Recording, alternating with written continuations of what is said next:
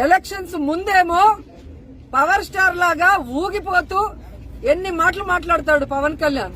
అదే పవర్ లోకి వచ్చాక ఫ్లవర్ యూత్ చెవుల్లో పెడుతున్నాడు. ఎలక్షన్స్ ముందరేమో గబ్బర్ సింగ్ లాగా డైలాగులు చెప్తాడు. ఇప్పుడు ఎక్కడయ్యా మీరు చెప్పిన యువతకి ప్రామిసులు చేయట్లేదు అంటే రబ్బర్ లాగా మెలికలు తిరుగుతాడు. ఈ రోజు యువత ఎదుగుతున్నారు. మొన్ననే మీరు చూశారు డిప్యూటీ సీఎం కనపడటం లేదు అని ఫ్లెక్సీలతో చాలా మంది తిరుగుతున్నారు. ఎక్కడయ్యా మీరు యువతకి ఉద్యోగ అవకాశాలు దొరకట్లేదు అంటే నేను హరహర మల్లు డబ్బింగ్ బిజీలో ఉన్నాను అంటాడు.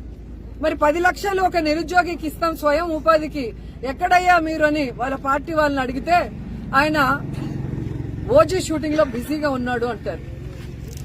ఇంకొకరు వెళ్లి నిరుద్యోగ భృతి అన్నా ఇవ్వండి అయ్యా, ఉద్యోగం ఇచ్చే లోపల 3,000 ఇప్పటికే 13 నెలలు అంటే 13 × 3,000 బాకీ ప్రతి కుటుంబంలో ఉన్న నిరుద్యోగికి అంటే ఆయన ఉస్తాద్ భగత్ సింగ్ షూటింగ్ లో చాలా బిజీ, మా ఫోన్ కే అందటం లేదని జనసేన వాళ్ళు అంటున్నారు.